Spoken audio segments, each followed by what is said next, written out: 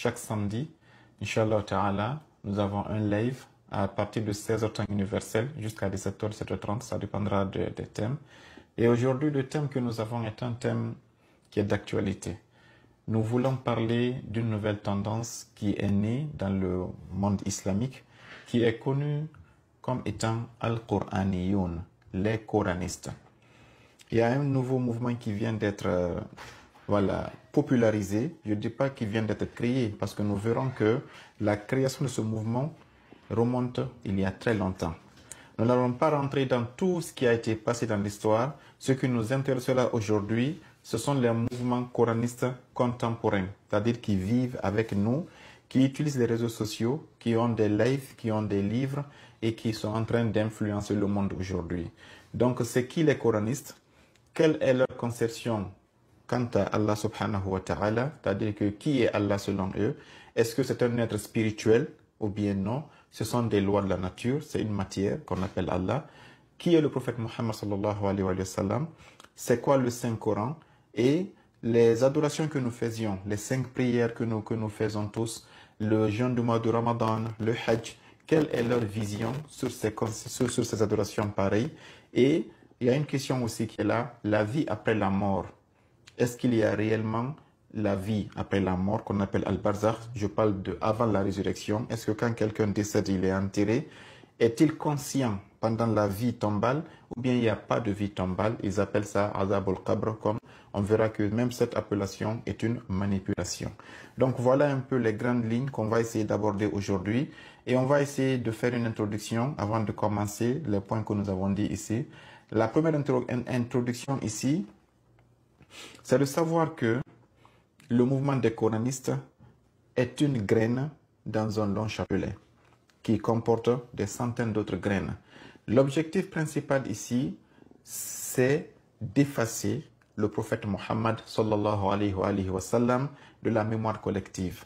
Tous les mouvements qui sont déjà nés il y a des centaines d'années et qui naîtront après, pour attaquer l'islam, ils n'ont pas eu un meilleur moyen que d'attaquer la personne du prophète Mohammed sallallahu alayhi wa sallam. Ils savent que le Coran a été protégé par Allah, il est donc intouchable. Ils ont tout fait pour salir le Saint-Coran, ils n'ont pas pu. Malheureusement, la voie la plus facile qu'ils ont eue, c'est de trouver des voies et moyens pour attaquer le prophète Mohammed. Il y a eu des tendances, on les appelle al-Sharqiyoun, al-Mustashriqoun, j'allais dire. Ce sont les orientalistes. Tapez ce mot sur Google, vous comprendrez. Les orientalistes sont des gens, des intellectuels, des philosophes, des penseurs, c'est-à-dire des hommes d'un niveau intellectuel très élevé qui se sont spécialisés sur l'histoire du Moyen-Orient, précisément de l'islam et du prophète Mohammed. Ce sont des non-musulmans, ce sont des gens qui n'ont rien à voir avec l'islam, mais qui ont pour objectif de venir présenter l'islam aux Occidentaux. Comme nous les musulmans, on ne parle pas, on est en train de faire des divisions entre nous. Les Occidentaux ont créé une classe intellectuelle. Ils ont dit, allez étudier l'islam, allez étudier le prophète Mohammed sur le plan social, démographique, géographique, archéologique, philosophique, tout ce que vous pouvez imaginer, et écrivez des livres. Quand un occidental veut savoir ce qu'est l'islam, il se réfère à ces orientalistes-là. Donc pour eux, ils sont l'interface. Ces orientalistes, ils ont tout fait pour complètement effacer le prophète Mohammed. Qu'est-ce qu'ils ont fait? Ils ont d'abord, sur les fouilles archéologiques, ils ont dit que, historiquement, il n'y a aucune trace qui est scientifiquement prouvable qu'un homme appelé Mohammed a existé. Ça, c'est une des versions des orientalistes. Ça, il y en a qui croient en cela. Mohammed est une invention, il n'existe pas. Ça, il y en a plein de livres qui ont été écrits et il y a plein de vidéos sur YouTube là-dessus. On n'est pas avec eux aujourd'hui, on est avec les coranistes, mais je viens de la grande maison pour comprendre où loger les coranistes dans l'histoire. Ensuite, il y a eu ce qu'on appelle ici des historiens. Ces historiens, qu'est-ce qu'ils ont fait? Ils ont dit, nous avons fouillé, mais même la Kaaba, dont le Coran parle, n'est pas située en Arabie Saoudite, mais vers la Syrie. Autrement dit, la Kaaba que nous avons aujourd'hui en Arabie Saoudite est une fausse invention. une manipulation de l'histoire, mais le vrai prophète Mohammed n'a jamais vécu en Syrie. S'il a vécu en Arabie Saoudite, mais il a vécu en Syrie et la Kaaba dont on parle est là-bas. Ça, c'est une autre version aussi et qui ont aussi des preuves qu'ils essayent de montrer aux Occidentaux. Nous, les musulmans, on n'est pas informés de ces informations, mais les orientalistes, c'est eux qui sont ce qu'on appelle ici la couche intermédiaire entre le monde occidental et le monde islamique. Mais nous n'en savons pas. C'est pour cette raison que nous crierons tout de toute notre voix, nous les musulmans, pour que les Occidentaux nous entendent et ne nous entendront pas. Parce que ce n'est pas nous qu'ils voient, ils nous voient à travers l'explication des orientalistes qui sont leurs semblables, qui sont spécialisés sur les cours islamiques. Vous voyez même dans les conflits, quand il y a un conflit en Afrique, quand ils veulent comprendre le conflit, qui invitent-ils sur leur plateau? Sur France 24 TV5, ils invitent un blanc qui est, comme on appelle ici, au centre de recherche de la France et qui est spécialisé pour le Congo, spécialisé pour la Guinée. Ils n'inviteront jamais un Guinéen pour venir parler pour un Guinéen. Ils inviteront un blanc qui a étudié en Occident et qui a fait des recherches sur l'Afrique. C'est lui qui est plus crédible qu'un Africain qui est expert, qui est intellectuel, qui vient en Afrique. C'est la même chose qu'ils ont fait avec l'islam. Pour comprendre l'islam, ils n'inviteront jamais un imam. Ils n'inviteront jamais quelqu'un de l'islam. Ils inviteront un philosophe français, anglais, américain, qui a dit « Je me suis spécialisé sur l'étude de la philosophie islamique ». Voilà un peu comment ça passe. Ça, c'était juste des parenthèses. Patientez, nous viendrons ça c'est l'introduction, nous allons venir sur les coranistes tout à l'heure. Donc, nous avons aussi ce type de personnes-là. Il y a une autre version de ceux qui sont toujours les orientalistes. Et ils ont pris un masque. Ils ont montré au monde qu'ils veulent être des musulmans. Ils ont laissé des barbes, ils se sont islamisés en apparence, mais c'était pourquoi? C'était pour injecter dans l'islam de faux hadiths. Et ça a existé depuis la mort du prophète Mohammed. Depuis même son vivant, il a dit Kasura al-Kazzabatu alayya. Il a dit il y a beaucoup de gens qui sont en train de mentir sur moi, Mohammed, wa sataksuru. Et après ma mort, beaucoup viendront mentir sur moi. Et c'est là qu'ils ont inventé l'arme la plus efficace. Maintenant, comme on ne peut pas attaquer le prophète Mohammed de son vivant, on l'a fait des djihad. Dieu l'a protégé. On a dit attendons après sa mort et revenons dans l'islam en se déguisant comme des musulmans. Faisons semblant que nous sommes des compagnons, faisons semblant que nous sommes des tabi'in. Et après cela, disons j'ai entendu le prophète dire ça ou j'ai vu le prophète dire ça. On dira non, c'est un compagnon qui a dit et ça sera comme voilà, aussi sacré que le Saint-Coran. Il y a aussi cette version-là aussi. Et ces gens-là, ils ont causé les plus grands ravages dans le monde sunnite, dans le monde chiite. Si vous voyez aujourd'hui de façon très simple, dans cette troisième tendance, le prophète Mohammed, d'abord, il existe, et deuxièmement, il est à la Mecque. Mais qu'est-ce qui se passe dans leur conception? C'est de le salir, de dire que c'était une personne qui avait complètement des comportements irresponsables. Ils amplifient son comportement charnel envers les femmes pour dire que c'était un homme à femme. Il avait plus de 9 femmes, plus de 11 femmes, et il pouvait voir toutes ces femmes en une seule nuit. Il pouvait voir la femme de son fils adoptif, et puis tomber amoureux de cette femme et contraindre son fils à divorcer pour épouser la femme de son fils adoptif. Voilà un peu des hadiths. On ne revient pas sur ça aujourd'hui, mais vous comprenez de quoi je parle. C'est pour vous dire que cette nébuleuse qui est en train de pouvoir tisser une grande toile pour déstabiliser l'islam, la meilleure façon qu'ils ont trouvée, c'est d'attaquer la personne du prophète Mohammed. Mais la flamme la plus redoutable aujourd'hui, et je vous parle en pleine connaissance de cause, et la plus dangereuse qu'on a aujourd'hui, cette tendance qu'on appelle Al-Qur'aniyoun. Pourquoi? Les coranistes, ce ne sont pas des ennemis de l'extérieur, c'est ça le danger. Avant, quand tu ne voulais pas être musulman, tu deviens un athée.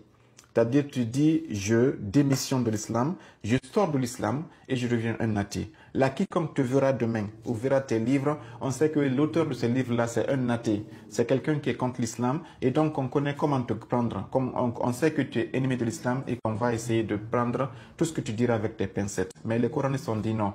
Nous, on ne va pas quitter l'islam. On va sortir de l'islam dans notre cœur, mais on va continuer à porter un masque pour dire qu'on est musulman. Restons dans le cadre islamique, utilisez le Coran qui est la principale arme des musulmans afin de détruire l'islam de l'intérieur. Et c'est ce qui se passe. Et malheureusement, ça a réussi. Nous verrons aujourd'hui les techniques qu'ils ont utilisées, leur stratégie et aussi vraiment qu'est-ce qu'ils ont fait, comment est-ce qu'il faut se préparer pour essayer de limiter les dégâts. Car je vous dis que dans les 10 ans, dans les 50 ans à venir, nous serons face à un fléau, mais dévastateur. Malheureusement, la plupart des savants islamiques n'en prennent pas conscience et ne sont pas conscients. Nous sommes toujours en train de faire les faux débats entre sunnites et chiites, wahhabites et tijanites, alors que là, nous avons un fléau, mais réel, qui sera une grosse bombe et qui va déstabiliser la plupart de nos jeunes, la plupart des futures générations que nous avons là. Ils ne vont pas prier, ils ne vont pas jeûner le ramadan, ils ne vont pas faire le hajj à cause du fléau des Coranistes, mais vous comprendrez quand nous allons en profondeur, Inch'Allah Ta'ala. Ça, c'était la première phase introductive. La deuxième phase introductive, c'est quoi? Nous avons des Coranistes qui sont africains, blacks comme nous, qui sont des Ivoiriens, qui sont des Maliens, qui sont des Guinéens. Et même en Guinée, je connais 2 grands influenceurs, Peul aujourd'hui, qui sont coranistes, mais qui n'ont pas encore osé le dévoiler. C'est pas moi qui vais venir ici manger leur piment dans ma bouche. Je vais les laisser, mais lorsqu'ils le feront, je vous le dirai. Il y a 2 influenceurs très très populaires aujourd'hui en Guinée qui sont coranistes, mais qui sont en train de tâter le terrain avant d'enlever le masque. Ça, c'était une parenthèse. Mais qu'est-ce que je veux dire par rapport à ces coranistes qui sont africains comme moi? Tout coraniste qui ne connaît pas la langue arabe, qui ne peut pas lire le Coran dans la version arabe, est un coraniste qui est doublement dangereux. Pourquoi? Les coranistes arabes, dont on verra tout à l'heure les noms, les livres qu'ils ont écrits, les pays où ils habitent, ces coranistes ont au moins la chance d'être arabes et d'être en contact direct avec la matière coranique dans sa version originale. C'est-à-dire qu'ils peuvent lire le Coran en arabe, le comprendre sans traduction. Ces gens-là, au moins, ils feront un dégât, mais le dégât est unilatéral. Quant à mon frère ivoirien, mon frère guinéen, qui ne connaît que le français et qui, pour comprendre le Saint-Coran, va prendre les traductions soit en français ou en anglais pour pouvoir maintenant lire cette traduction et tirer des conclusions, lui, il est doublement dangereux. C'est bilatéral. Pourquoi? Parce que l'exemple que je vais donner ici, c'est comme quelqu'un qui veut... Ok, je vais essayer de... Il y a quelqu'un qui veut rentrer, mais je vais essayer de recevoir l'invitation un peu plus tard. Je vais donner une image entre le coraniste qui est arabe et le coraniste qui est français et qui ne comprend pas arabe. C'est comme par exemple quand tu montres à quelqu'un, je vais essayer de faire une petite publicité, disons cette page-là. Vous voyez des couleurs sur cette page. Quelqu'un qui dit qu'il va photocopier cette page-là en noir et blanc, ok, la couleur qui est verte ici, verte foncée et verte claire, quand il va photocopier son noir-blanc, il verra ça en gris et en gris clair. Il ne va pas distinguer le vert et du gris. Tout ce qu'il verra sur sa photocopie, c'est soit blanc, soit gris, soit noir. 3 options qu'il aura. Tandis que le coraniste arabe, lui, il va distinguer le jaune du rose, il distinguera le violet du bleu, il distinguera par exemple le rouge de ce qu'on appelle ici du marron. Mais celui qui n'a pas ce contact direct avec le Saint-Coran et qui a qu'une photocopie en noir-blanc, ok, imaginez que lui vient maintenant te dire je vais t'enseigner les couleurs qui sont dans le Saint-Coran, alors qu'il n'a que 3 options. C'est la photocopie ratée qu'il a. S'il avait une photocopie en couleur aussi, ça aurait été mieux. Mais donc ceux qui sont en train d'utiliser les traductions françaises pour expliquer, pour être coraniste, je vais vous dire que vous vous trompez doublement. Pourquoi? Parce que la traduction n'est pas divine. C'est un homme comme vous qui a traduit. Et toute œuvre humaine, parce que l'homme lui-même étant imparfait, toute œuvre humaine est par nature imparfaite. Donc pour vous qui avez opté d'être coraniste, la première obligation que vous avez, c'est d'aller comprendre le Coran dans sa version divine, qui est la version arabe, la version originelle. Ça, les dégâts que vous avez causés, j'ai été dans des groupes WhatsApp ivoiriens, coranistes, mais les dégâts qu'ils causent sont extrêmement dangereux. Par exemple, je vais vous montrer dans le Saint-Coran la calligraphie arabe. Ne serait-ce que la calligraphie. Parfois, Allah écrit Sunnatallahi avec le ta qui est rond. Parfois, il écrit Sunnatallahi avec le ta qui est ouvert. Dans la version arabe, il y a une différence. En français, on dira seulement la sunna d'Allah. En français, il n'y aura pas de différence. Deuxièmement, quand il s'agit du verbe faire dans le Saint-Coran, Allah parfois utilise ma ya'mal. Parfois, il utilise yasna. Parfois, il utilise yaf'al. Et c'est-à-dire que yasna'u, ya'mal, yaf'al, tout c'est le verbe faire dans le Saint-Coran. Mais chacun est utilisé pour un objectif bien déterminé. Celui qui ne peut pas lire le Coran en arabe, il se contente des traductions françaises, il verra que c'est faire, faire, faire, mais ça n'aura pas la même signification. Quand il tire des conclusions en se basant sur la traduction, il va se tromper. Le mot ani dans le Saint-Coran, Allah parfois dit arba'ina sanatan. Parfois il dit hawlayni kamilayn. Parfois il dit thamaniyata hijaj, etc., etc. Parfois il utilise le mot hijaj, sana, hawl, am. Par exemple ici, aman ou amain. Ok? Chaque fois que Dieu utilise amun, on ne peut pas placer sanatan à la place de ça. On ne peut pas placer hawl à la place ni hijaj. Mais en français, on dira 40 ans, 1000 ans, etc., etc.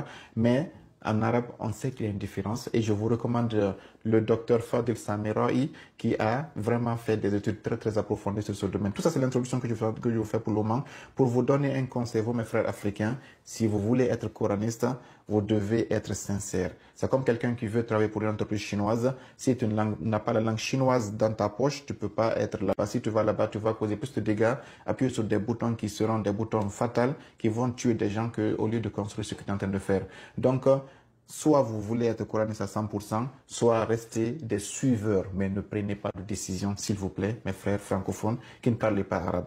Tout ça, nous sommes maintenant à 30, c'était juste la phase introductive. Maintenant, on va essayer d'aller de façon pragmatique. C'est qui le coraniste? Et je voudrais parler des coranistes contemporains. Je vais citer leur grand prophète, entre guillemets, le grand prophète des coranistes récemment. Il s'appelle Mohammed Shahrour. Il est décédé il y a 3 ans, à peu près, ou 4 ans. Il est de la Syrie et il a fait ses études en Russie. C'est un ingénieur, un mohandis. Et lui, réellement, depuis que le mouvement a été créé, avant lui, il y a eu beaucoup de personnes. Dans les années 60, il y a eu des Soudanais, il y a eu des Égyptiens qui ont écrit des livres sur le coranisme, qui ont été jugés par les tribunaux islamiques de leur pays. Il y en a qui ont été décapités, il y en a qui ont été pendus. Pourquoi? Parce que les livres qu'ils ont écrits étaient contraires à la version classique de l'islam. Donc, ils ont été tués. Mohamed Shahrour a eu une chance. Il est venu à l'ère où il y avait YouTube, à l'ère où il y avait Facebook, et il a vraiment fait des offensives mais médiatiques internationales. Il a été invité dans tous les grands centres de recherche islamique aux occidentaux. Il a été invité à Paris, en Espagne, en Angleterre. Durant sa vie, il a fait des voyages internationaux pour essayer de présenter ce mouvement. Il a écrit 4 livres, si je ne me trompe pas. Ce sont ces livres-là qui sont aujourd'hui ce qu'on appelle la base fondamentale de tous les coranistes qui vivent aujourd'hui. Et quand je dis les coranistes, je vais citer quelques-uns aujourd'hui pour essayer de vous montrer voilà, leur situation géographique et leur tendance. Il y a celui qui est vivant aujourd'hui, mais qui est âgé, comme Shahrour, c'est Mohammed Al-Kayali. Il est aussi de la Syrie. Ce que vous remarquerez, c'est que 60% des coranistes sont de la Syrie. Je ne sais pas pour quelle raison. Il y a Dr Shahrour qui est syrien, Mohammed Kayali qui est syrien, il y a Dr Adnan Rifai qui est syrien, le Dr Marifat est syrien, le Dr Samir Islambouli est syrien, le Dr le plus jeune qui est actuellement ici, qui s'appelle, il revient tout à l'heure, à part les Syriens, nous avons aussi des Maghrébiens. Il y en a le docteur Aylal, le monsieur Oustaz ou bien monsieur Aylal Rachid qui est du Maroc. Il y a Yassir Idil Qawi qui est du Soudan. Et il y en a Moustapha Fouad qui est de l'Égypte. Je parle ici des têtes penseurs. Je ne parle pas de ceux qui viennent des imitateurs. Ceux-là, quand tu les écoutes, tu vois qu'ils réfléchissent et qu'ils produisent quelque chose de nouveau qui n'a pas existé avant eux. Mais comme je le dis, leur référence principale, c'est Dr Mohammed Shahrour.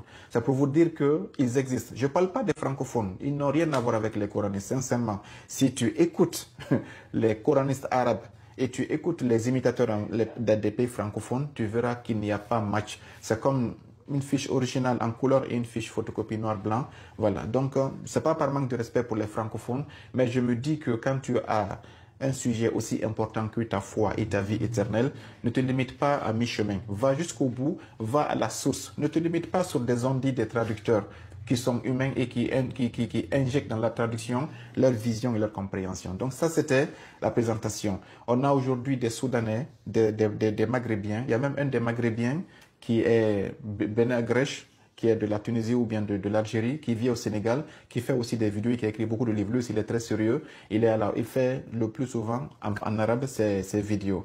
Donc ça, c'était par rapport aux acteurs contemporains du coranisme actuellement. Après avoir vu cela, on va essayer de voir quelles sont leurs tendances. Aujourd'hui, vous savez, les coranistes, ils ont une conception divine qui est complètement différente. Mais ce qui est plus dangereux avec les coranistes, c'est qu'il y a autant de mazhab, entre guillemets, coranistes, qu'il y a de penseurs. Avant, s'il n'y avait que les 4 écoles, Malik, ou bien Abu Hanifa, Shafi'i, et que chez les chiites, il y avait que les Ja'fari, les Ismaïlites. Aujourd'hui, chez les coranistes, chaque nouvelle personne est un nouveau mazhab. C'est ça le problème. C'est-à-dire qu'ils ne sont pas d'accord entre eux et chacun comprend le Coran à sa manière. Et ça, c'est logique. À partir du moment qu'ils ont dit qu'on ne va plus se référer à l'enseignement du prophète Mohammed, on l'écarte, on prend le Coran nous-mêmes et puis on le lit, on l'applique comme on le comprend. Si tu ouvres le Coran, comme mon niveau de compréhension n'est pas égal au tien, ce que je comprends du Coran, c'est pas ça que tu comprends.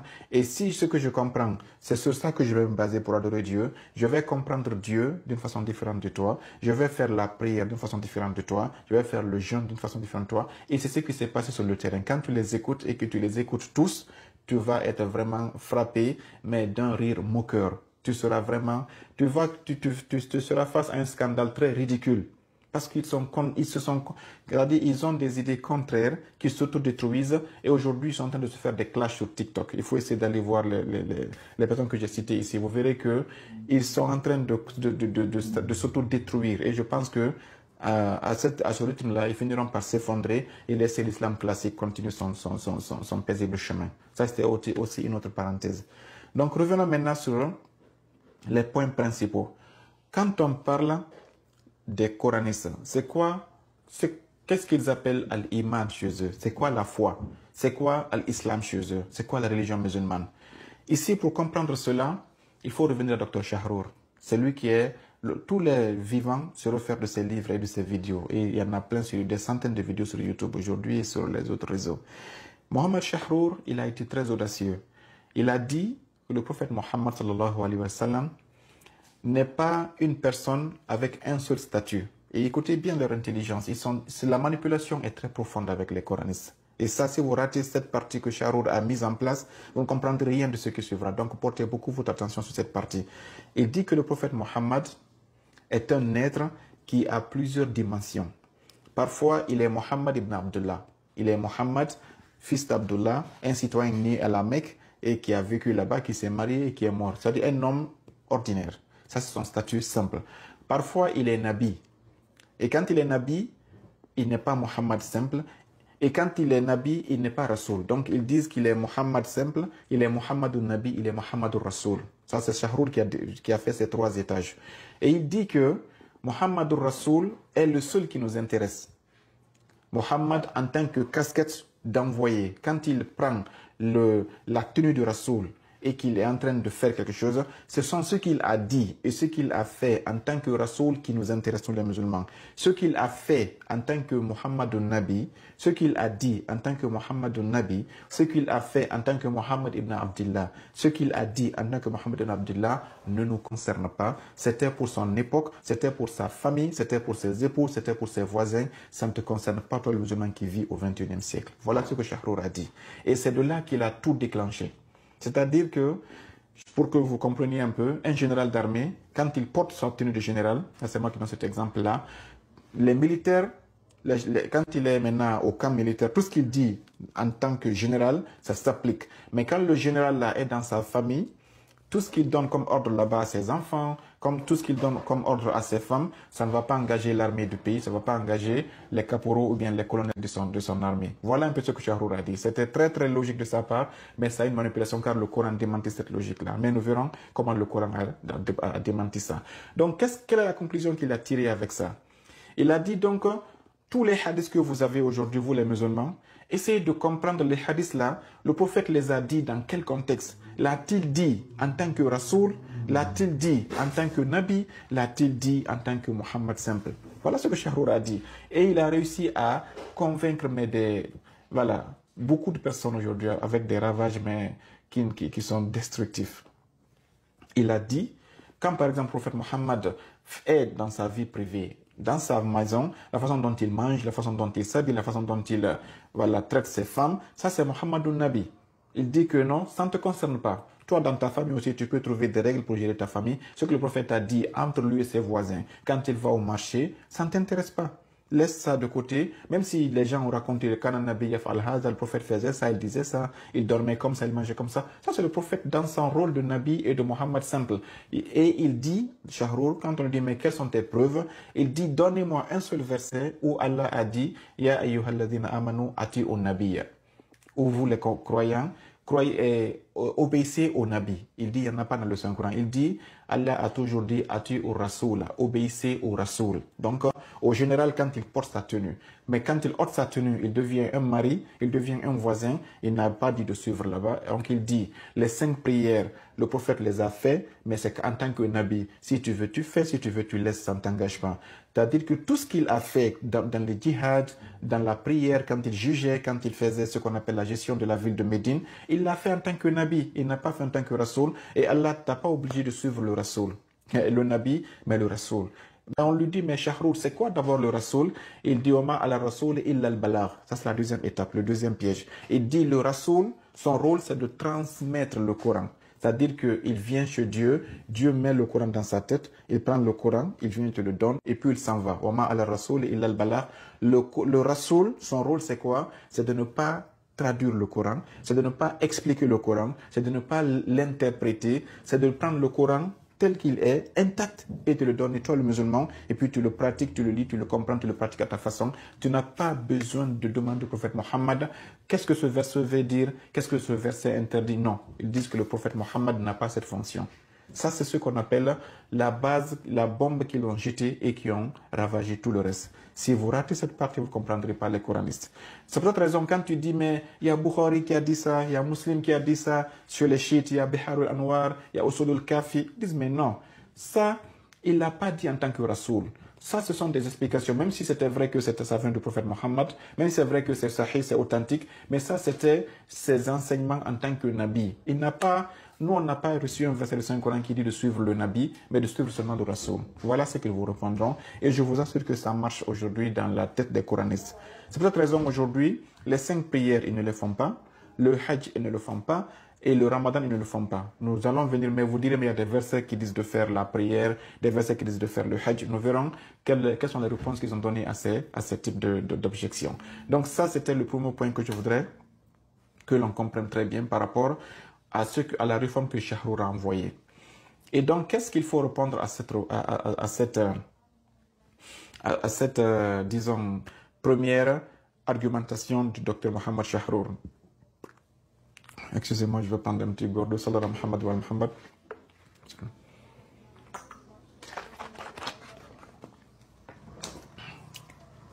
Qu'est-ce qu'il faut répondre à cette première argumentation? D'abord ici, il faut comprendre une seule chose qui est très très simple. Comme c'est le Coran qui les intéresse, allons dans le Saint-Coran et demandons au Saint-Coran, mais Dieu, dis-nous quel est le statut du prophète Mohammed sallallahu alayhi wa sallam.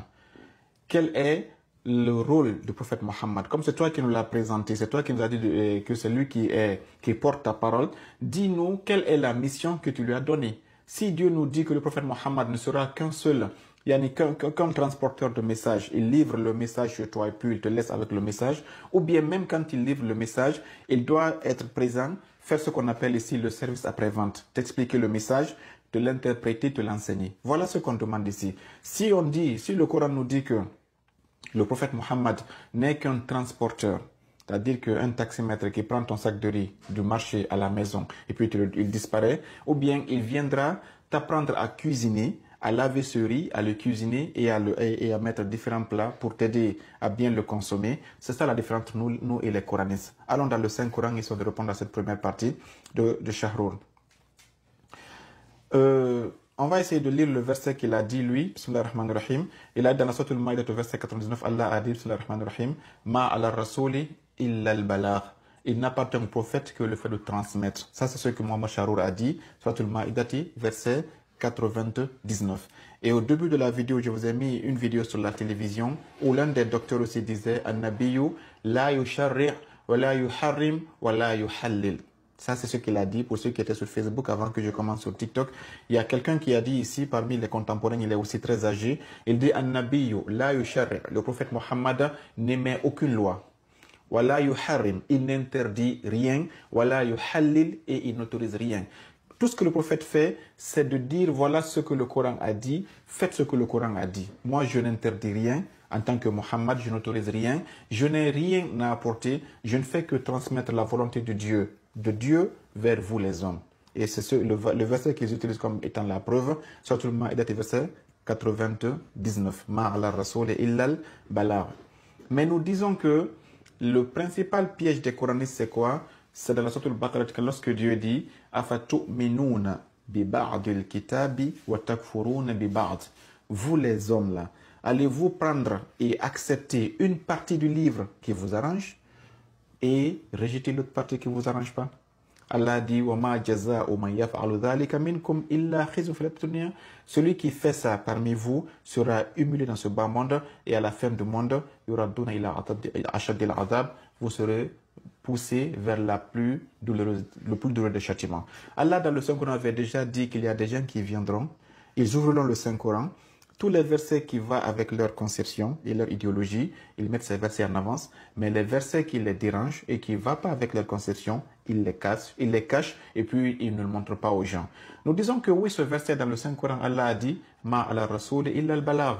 Le prophète n'a pour rôle que de transmettre, mais à tablir huna, le prophète, quand il transmet, Allah a détaillé qu'est-ce qu'il entend par transmettre le message. Est-ce que c'est de te donner le message et tourner le dos, ou te donner le message et rester attentif à toi pour t'accompagner, pour t'éduquer, pour t'expliquer le message? Ça, c'est le Coran qui va nous répondre tout à l'heure, Inch'Allah ta'ala. Alors, dans la sourate Al-Imran, au verset 164, Bismillah ar-Rahman ar-Rahim, Allah dit « Laqad manna Allahu ala al-mu'minina, idh ba'atha fihim rasulan min anfusihim. » Yatlu alayhim ayatihi. Allah dit dans la sourate Al-Imran au verset 164, Dieu a fait grâce aux croyants lorsqu'il a envoyé envers eux Rasulan min anfusihim, un prophète venu d'eux-mêmes. Ok? Ce prophète-là, quand il a envoyé, quelles sont les missions qu'Allah lui a données? Dieu dit premièrement, Yatlu alayhim ayatihi. Le prophète-là va lire pour les croyants les versets de Dieu. C'est ce que les Charour ont dit. Le prophète ne fait que lire, transmettre le message. Mais c'est fini? Allah dit non. Deuxièmement, wa yuzakihim. Le prophète, après avoir lu les versets, il purifie les croyants. En faisant quoi? Avec des tarbiya. At-tarbiya, c'est l'éducation spirituelle. Ça, on va prendre ça aujourd'hui. Troisièmement, wa yu'allimuhumul kitaba. Le prophète va leur enseigner le livre. Ah, ici, ils vont vous cacher cela. Le prophète va enseigner al-kitaba, le livre, à qui? À nous les croyants. Et si le prophète, d'abord, n'était, comme Charou l'a dit, qu'un simple disque dur, un simple astaghfirullah, un perroquet qui repère ce qu'il entend de la part d'Allah, ou bien une cassette vidéo, un CD, ou bien voilà, juste un transfert de fichiers d'une tête à une autre, Allah aurait dit seulement Yatlu alayhim ayatihi. Le prophète lit les versets du Saint-Coran et puis met point final. Mais Allah n'a pas dit ça. Il a dit Yatlu alayhim ayatihi. Il va lire les versets. Ça, c'est tout ce que le Coran a dit, de Surat al-Fatiha à la Surat al-Nas. Il nous lit, il dit, voici ce que le Coran, ce que Allah veut de vous. Mais quand il lit, il te laisse comprendre par toi-même, il dit non. Il va te l'enseigner. Imaginez c'est quoi l'enseignement ici. Quand je te dis, voici la Fatiha, Allah dit, Bismillahirrahmanirrahim, Alhamdulillah Rabbil Alamin, jusqu'à Waladhalin, j'ai lu. Mais quand je lis, si je me limite là, je ne t'ai rien enseigné, c'est que c'est toi qui vas comprendre. Mais quand je reviens maintenant, je dis, je voudrais t'enseigner c'est quoi Bismillahirrahmanirrahim, je voudrais t'enseigner c'est quoi Alhamdulillah Rabbil Alamin. Ça veut dire quoi? Ça veut dire qu'en plus du texte, moi qui t'ai lu le verset, je te donnerai quelque chose qui vient de moi, bien sûr par inspiration divine, pour t'expliquer, te détailler c'est quoi Bismillahirrahmanirrahim, c'est quoi Alhamdulillah, c'est quoi Waladhalin.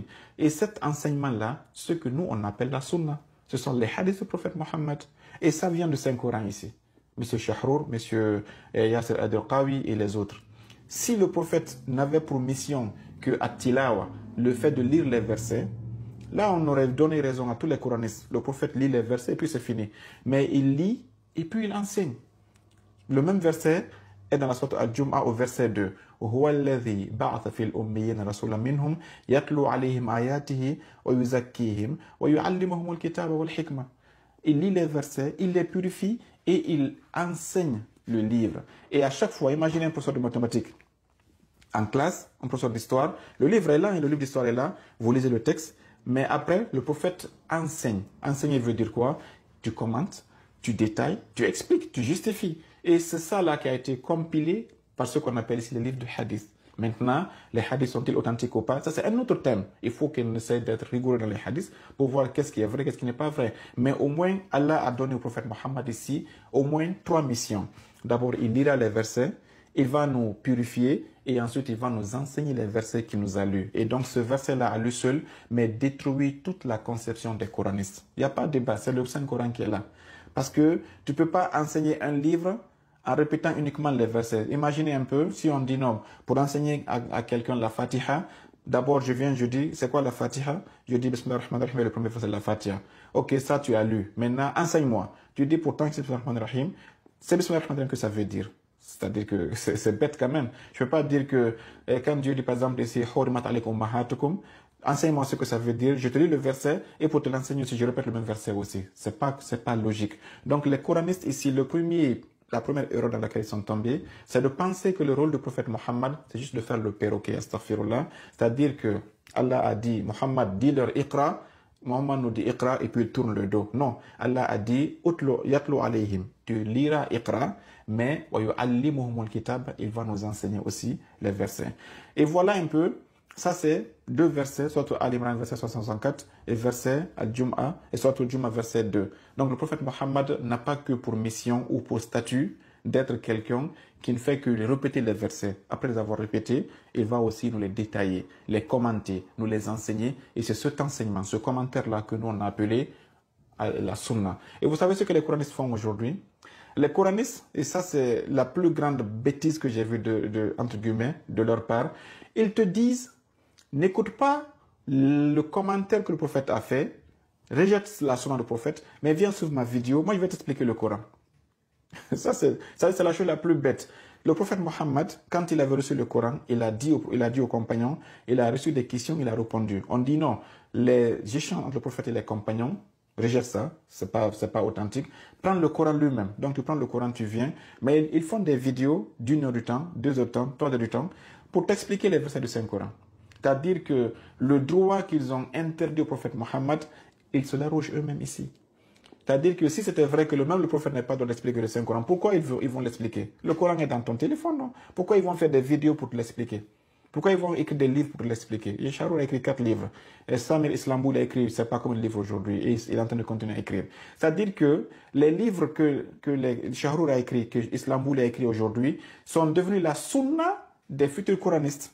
C'est ça la bêtise en réalité. C'est-à-dire que le prophète avait commenté les versets à son époque, ça a été compilé dans les hadiths. Ils te disent, laisse les commentaires du prophète Mohammed, on ne veut pas la sunna du prophète Mohammed, mais nous, à notre tour, on va faire un nouveau commentaire du Saint-Coran et on va te le donner et ça tu dois le suivre. Vous voyez un peu le paradoxe des coranistes. Si c'était vrai qu'on n'a pas besoin de commenter le Saint-Coran, on n'a pas besoin de quelqu'un qui nous l'explique, donc ils laissent les gens avec le Saint-Coran dans leur langue, ils téléchargent le livre, ils le lisent et puis ils le pratiquent. Mais ils vont faire des lives d'1 heure, 2 heures, 3 heures, 8 heures de temps parfois pour t'interpréter les versets. Et leur interprétation là, ce sont leurs hadiths, ce sont leurs sunnah aussi. Donc ils veulent effacer la sunna du prophète Mohammed et remplacer la sunna du prophète par leur propre sunna, c'est-à-dire c'est ça qu'on appelle la pire des bêtises, voilà, et c'est une contradiction, mais qui est ridicule. Ils n'ont qu'à donc se taire, laisser les vidéos, laisser les livres, laisser les gens avec le Saint-Coran. De la même façon qu'on n'a pas besoin du prophète Mohammed, on n'a pas besoin d'eux aussi, qui nous laissent tranquilles alors. Mais non, ils disent, n'écoutez pas le prophète Mohammed, mais écoutez-nous notre explication. Voilà un peu la première argumentation de Shahrour et qui a été complètement balayée par le Saint-Coran. Nous sommes déjà à 54, ça fait déjà, nous avons commencé à 15. Donc, ça sera long. On n'a même pas touché la prière, l'alcool, le voile. Peut-être on le fera le samedi prochain pour ne pas que le live soit trop long. Aujourd'hui, on va essayer de finaliser toujours sur la fonction du prophète Mohammed. On n'a même pas parlé, c'est qui Dieu? Pour eux, Dieu n'est pas un esprit. Hein. Pour eux, Dieu n'est pas un être.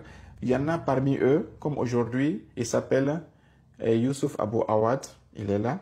Il fait des lives à peu près tous les jours. Qu'est-ce qu'il dit? Il dit que Allahu yani as-sunan al-kawniyya, al-qawanin al-kawniyya, al-nizam al-kawni, que Allah, ce sont les lois de l'univers. C'est ça qu'on appelle Allah. C'est-à-dire que quand on dit al-iman, quand on dit l'islam, c'est-à-dire que c'est le fait d'obéir aux lois de la physique. Le fait, les Einstein, les Albert Einstein, Newton sont les meilleurs qui ont compris Allah parce que c'est eux qui ont pu exploiter la loi de la physique pour faire l'électricité, pour faire la gravitation, pour faire tout ça. On verra ça peut-être les vidéos prochaines. Aujourd'hui, finissons avec le prophète Mohammed parce que c'est le point le plus important. Donc, on a vu la première chose qu'ils ont dit sur le prophète Mohammed, c'est quoi? C'est de dire que le prophète Mohammed, sa mission, c'est juste de faire le perroquet. Un simple disque dur dont tu n'as pas besoin. On a vu que ça, c'est faux. La deuxième chose qu'ils ont dit, c'est que le prophète Mohammed, même s'il a dit des choses, même s'il a commenté le Saint-Coran, même si on va accepter qu'il a fait des commentaires, ce sont des choses tellement légères et superficielles. Mais quand il s'agit de faire ce qu'on appelle les lois de l'islam, l'adoration, le prophète n'a rien à voir avec là-dessus. Qu'est-ce qu'ils disent ici? Ils disent que donc vous, les musulmans classiques, on va accepter que le prophète a fait des hadiths. C'était un sage, c'était un philosophe, c'était un grand savant. Donc il a donné des conseils, par exemple des conseils de bon comportement, relation entre toi et tes voisins, relation entre toi et ta femme, comment éduquer les enfants. Ils disent que ça c'est bon. Il y en a aussi voilà, des penseurs comme Pythagore, comme peut-être Voltaire qui ont fait de belles citations. Donc on va accepter les hadiths du prophète Mohammed qui ressemblent aux citations des philosophes. Mais quand il s'agit de la loi islamique sur la religion, sur le halal et le haram, là on ne peut pas accepter. Il n'y a que Dieu qui va faire le haram, il n'y a que Dieu qui va faire le halal. Ça, c'est la deuxième argumentation de Shahrour et de ceux qui sont vivants aujourd'hui. Ils disent que, comme la vidéo que j'ai produite ici tout à l'heure sur la télévision, An-Nabiyyu la yushari' wa la yuharrim wa la yuhalli. Le prophète ne fait pas la charia, le prophète ne produit aucune loi, ni pour autoriser, ni pour interdire. Voilà ce qu'ils disent ici. Et quand il dit, mais Shahrour, où est le verset? Il donne beaucoup de versets dans le Saint-Coran. Parce que, comme je vous l'ai dit, ils prennent les versets qui les arrangent, ils cachent les versets qui les arrangent pas. On va d'abord montrer les versets qui les arrangent. Shahrour dit que Allah dans le Saint-Coran a dit قُلْ تَعَالَوْا أَتْلُوا مَا حَرَّمَ رَبُّكُمْ عَلَيْكُمْ. Le prophète dans le Saint-Coran dit, venez, je vais vous lire ce que votre Seigneur vous a interdit. Dans ce verset, ils disent que non. Donc le prophète lui-même, il n'a pas interdit. C'est Allah qui interdit et le prophète lit ce que le prophète a interdit. Donc, ça dit qu'ils ont dit qu'il n'y a que 14 choses qui sont interdites, que tout ce qui n'est pas dans le Saint-Coran interdit ici clairement. Aucun autre hadith ne peut venir l'interdire. Ça, c'est ce qu'ils disent comme étant la deuxième argumentation. C'est-à-dire qu'on peut accepter les hadiths du prophète quand il s'agit des comportements, de la morale, de l'éthique, mais quand il s'agit de halal et de haram, c'est seulement le Saint-Coran. Allah est le seul compétent pour faire haram ou pour faire halal une chose. On va essayer dans le Saint-Coran pour essayer de voir qu'est-ce que le Coran lui-même dit de ces choses-là. Revenons ici sur deux versets, comme on est déjà très en avance sur le temps. Okay. Dans la sourate Al-Araf, verset 154, si je ne retrouve pas, je vais le lire en part de ce que je me rappelle. Ok. Ok. Sourate Al-Araf, verset 157, Bismillah ar-Rahman ar-Rahim. Écoutez bien le verset, vous allez comprendre ça dans la traduction, Inch'Allah. الذين يتبعون الرسول النبي الأمي الذي يجدونه مكتوبا عندهم في التوراة والإنجيل يأمرهم بالمعروف وينهاهم عن المنكر ويحلل لهم الطيبات ويحرم عليهم الخبائث jusqu'à la fin du verset. Surat Al-Araf, verset 157. Monsieur Shahrour, monsieur Sepa Adil Qawi, monsieur Samir Islambouli, Allah dans la Surat Al-Araf, verset 157, nous définit ici les places du prophète Mohammed que vous lui avez retirées, vous les Coranistes. Il dit, Alladhina yattabi'una rasoul, ceux qui suivent ar-Rasoul. On nous avait dit dans la première argumentation, qu'on ne doit suivre que Rasoul, mais quand les nabis, on ne le suit pas. C'est pas ça que Sharon nous avait dit, que tu ne suivras le prophète Mohammed que quand il parle en tant que Rasoul, en tant que ambassadeur de Dieu, quand il porte le titre de Rasoul, mais quand il est nabi, on ne le suit pas. Dans ce verset, Allah dit c'est faux. Alladhina yattabi'un ar-Rasoul, ceux qui suivent le Rasoul, an-Nabi et le Nabi, al-Ummi et même le Ummi. C'est-à-dire que quand il était Mohammed, fils de la Mecque, avant qu'il ne soit Nabi ou bien Rasoul, il faut suivre toutes ces trois catégories. Allah rassemble les trois titres dans un seul verset, Monsieur Shahrour. Alladhina, ceux, yattabi'un, qui suivent ar-Rasoul, le prophète, l'envoyé, An-Nabi, le prophète al-Ummi, celui de la Mecque, alladhina yajiduna maktuba indahum, celui qu'ils ont trouvé écrit dans leur livre Tawrat et l'Injil. Et quelles sont ses fonctions? Ya'muruhum, il leur ordonne bil ma'ruf, ce qui est bon, wa yanhahum, il les interdit Il leur interdit al-munkar, ce qui est mauvais. وَيُحِلُّ لَهُمْ. Et ça, c'est la deuxième réponse. Il leur autorise. Le prophète, il a cette fonction. يُحِلُّ لَهُمْ الطَّيِّبَاتِ وَيُحَرِّمُ عَلَيْهِمُ الْخَبَائِثِ. Et il interdit les khaba'ith. Donc ici, le prophète, c'est-à-dire que si les coranistes, le seul verset là, détruit mais toutes les croyances des coranistes depuis l'histoire jusqu'à la fin du monde. Allah dit ici, le prophète, il a trois qualités. Al-Rasoul, Al-Nabi, Al-Ummi, il a dit suivez-le dans toutes ces trois catégories. Ne te fiche pas ce qu'il a dit dans sa famille, il a dit dans ses voisins, il a dit quand il était au djihad, il a dit quand il était sur la mosquée. Quand il dit une chose, qu'il soit Rasoul, qu'il soit Nabi, qu'il soit Ummi, suis-le. Ça, c'est Suratul Araf, verset 157. Ça, c'est un. Deuxièmement, quand tu le suis, qu'est-ce qu'il fait pour que je le suis? Allah donne ici 4 fonctions. Ya'muruhum bil ma'ruf. Il vous ordonne le bien. Wa yanhahum anil munkar. Il vous interdit le blâmable. Mais c'est pas ça seulement. Wa yuhillu lahum. Il fait ce qu'on appelle, il émet des lois pour rendre des choses halal. At-tayyibat. Wa yuharrim alayhim. Et il émet aussi des fatwas pour rendre des choses haram pour vous. Monsieur Shahrou, vous n'avez pas vu ce verset? Ça, c'est dangereux parce que c'est un verset, ce n'est pas un hadith. Le prophète Mohammed, Allah lui a donné ce qu'on appelle le droit de rendre des choses halal et le droit de rendre des choses haram. C'est Allah qui lui a donné cette autorisation. Et ça, c'est après que Dieu a donné tous les haram qui viennent du Saint-Coran, tous les halal. Il donne au prophète Mohammed l'autorisation de passer lui-même en revue son entourage et de faire des choses halal ou haram selon ce qu'il va lui enseigner, lui, le prophète Mohammed sallallahu alayhi wa sallam. Et ça, c'est verset pareil, aucun coraniste ne va vous le présenter.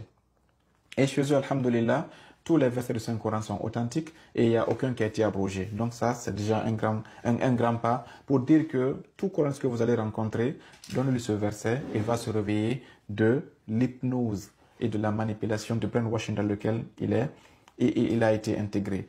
Donc c'est pour cette raison, comme Dieu maintenant sait que lui-même Dieu, il interdit, mais le prophète aussi a le droit d'interdire. Lui-même Dieu, il autorise, et le prophète aussi va autoriser. Voilà un autre verset qu'il a donné, soit tout Tawbat, verset 29 à verset 37. Verset 29 spécialement, il dit Qatilul ladhina, combattez les gens là qui la yu'minuna billahi, qui ne croient pas en Dieu, wala bil yawmil akhir, et qui ne croient pas au jour du dernier, wala yuharrimuna, et qui n'interdisent pas ma harram Allah, ce que Allah a interdit, mais il ne s'est pas limité ici, wa rasuluhu, et ce que son prophète a interdit. Ah, ça c'est notre verset. Donc Allah a dit que moi Dieu, il y a des choses que j'ai interdites, mais mon prophète aussi, il y a des choses qu'il va interdire. Surtout Al-Ma'idah, surtout Tawbat, verset 29. Wala yuharrimuna.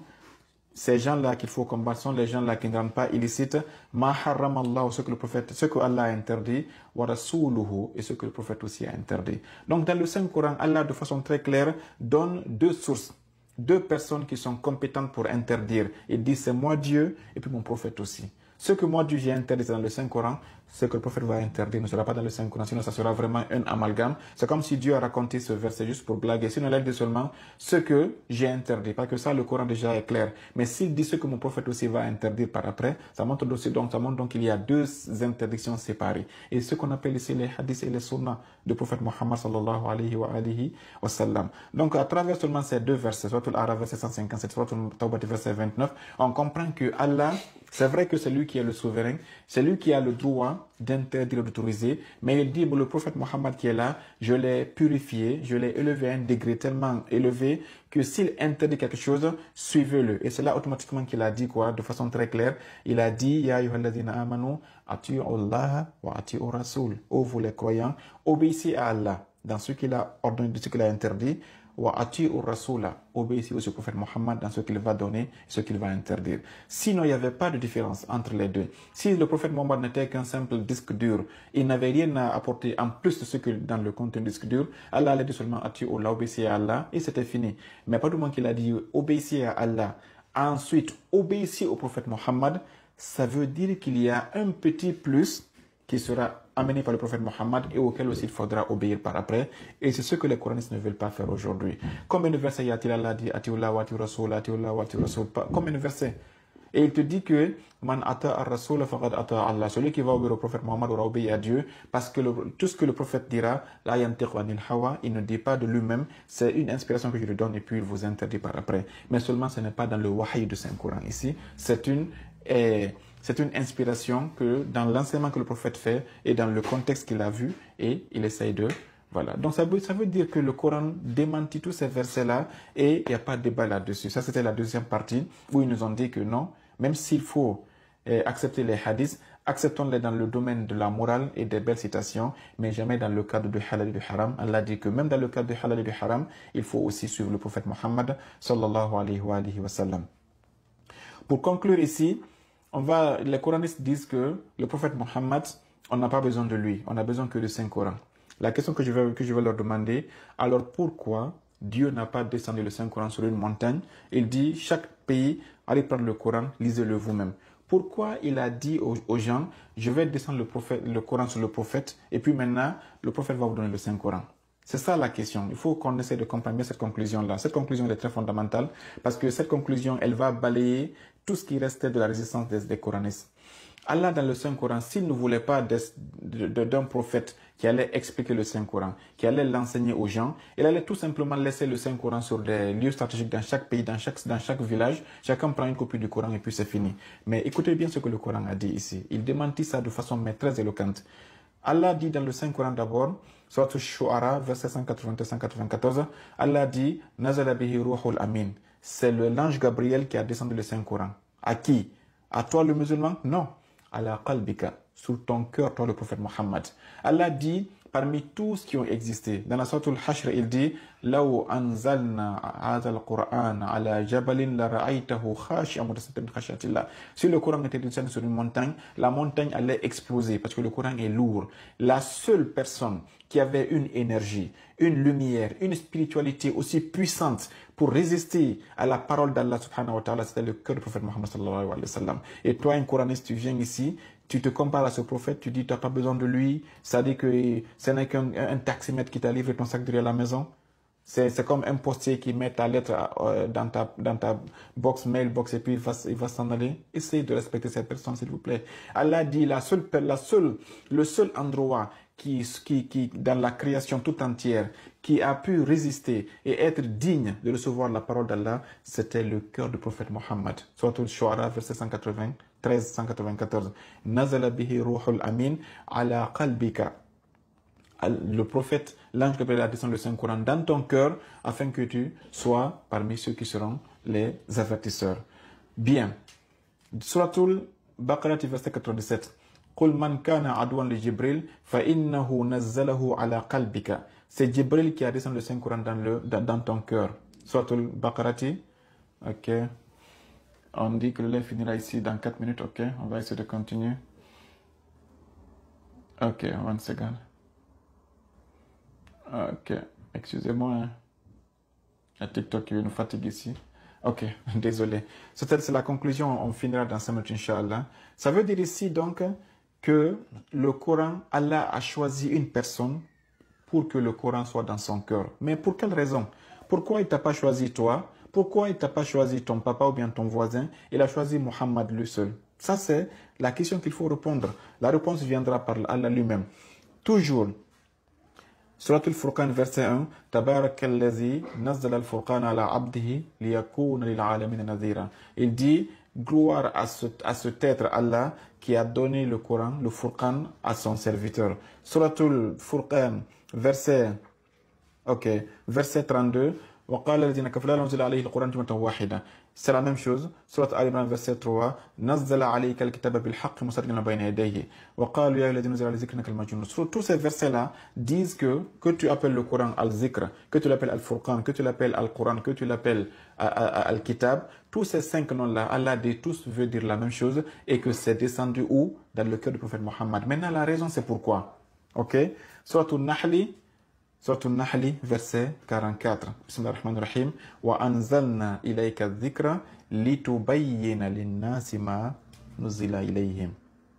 Ce verset-là est le verset qui enterre les Coranistes, quoi. Ça dit ici, c'est l'enterrement qu'on est en train de faire pour faire salatul janazati alayhim. Allah dans Surat Al-Nahl, verset 44, il dit Wa anzalna ilayka al-kitab. Muhammad, nous t'avons choisi toi et nous t'avons donné le livre. Pourquoi? Pour que tu expliques aux hommes ma nuzila ilayhim, ce que nous avons révélé pour eux.